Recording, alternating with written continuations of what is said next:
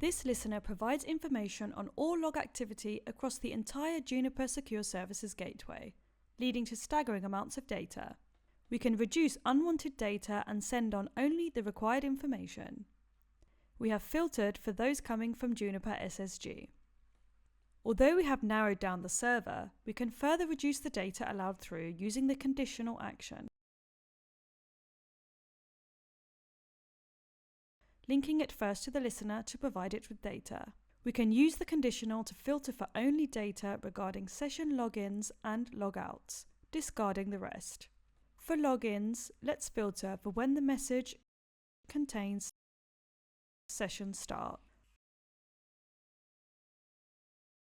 For logouts, let's add another condition for when the message contains session end.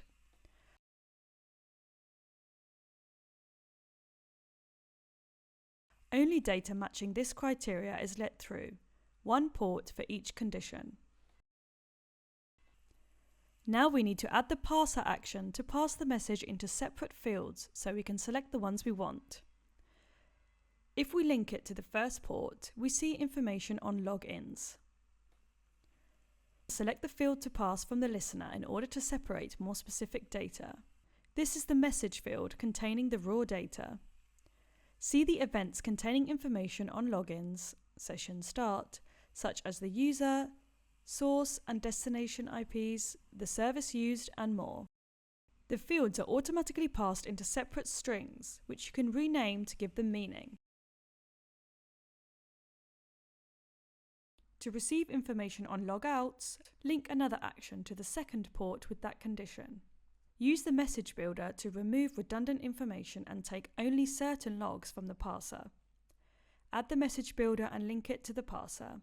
And in the configuration, we define what the final message will be by selecting fields to send on, significantly reducing the data allowed through. We can disregard all other fields except from which user logged in and at what time. We compose the message using a semicolon to generate a CSV. Finally, we must tell Onum where and how to send the data. Connect your data flow to a data sink to send the data over. And click Publish to see your data in the end destination. Notice how only these three fields are present. Running the pipeline shows metrics detailing the events and bytes in and the events and bytes out, as well as any latency. If we select the time range of 1 hour, we can compare the reduction to the previous hour. If we hover over one of the graphs, we can see the changes in numbers and percentages minute by minute. For example, we see here 284 incoming events per second, 9.84% less than the previous minute. 2 minutes later, we received more events per second, 19% to be more precise. You can also view the changes in bytes per minute.